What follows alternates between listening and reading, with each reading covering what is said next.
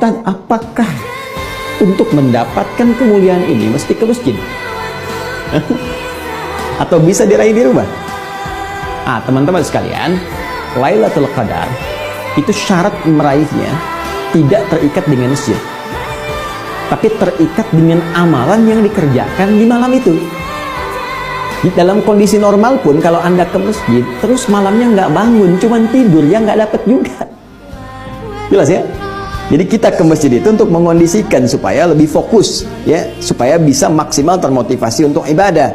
Karena mungkin dalam kondisi ada di rumah, yang dilihat mungkin TV, yang dilihat mungkin bacaan, yang dilihat mungkin internet. Tapi ketika orang ke masjid, kondisinya lebih terfokuskan untuk bisa ibadah dengan maksimal.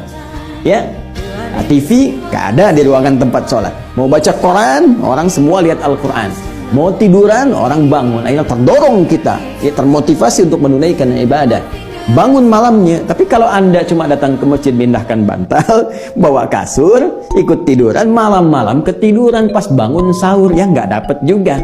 Jadi esensi malam Al-Qadar itu lebih kepada bagaimana menghidupkan malam dengan amalan, sekalipun bila tak mampu dikerjakan di masjid seperti sekarang kita lalui pada umumnya di sebagian besar tempat di muka bumi, tidak hanya di Indonesia, maka tidak ada alasan untuk tidak menghidupkan malam dengan ibadah di rumah yang telah kita kondisikan.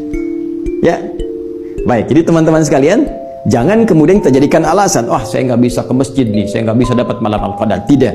Anda bikin kondisi di dalam rumah, kondisikan satu ruangan, hidupkan malamnya, bangun jam 2, ya, bangun misalnya 2:30. Walaupun Anda sedikit ambil bagiannya untuk menunaikan sholat, isi dengan istighfar. Sementara tiduran dulu sejenak, kemudian bangkit untuk menunaikan sahur, makan, istighfar lagi, isi. Yang penting hidupkan. Ya. Jadi ini bagian kedua yang penting kita jawab. Syarat mendapatkan kemuliaan ini tidak terikat dengan tempat di masjid, tapi lebih kepada bagaimana menghidupkan malamnya dan menghadirkan suasana yang sekiranya bisa kita maksimalkan untuk menunaikan ibadah kepada Allah Subhanahu wa Ta'ala.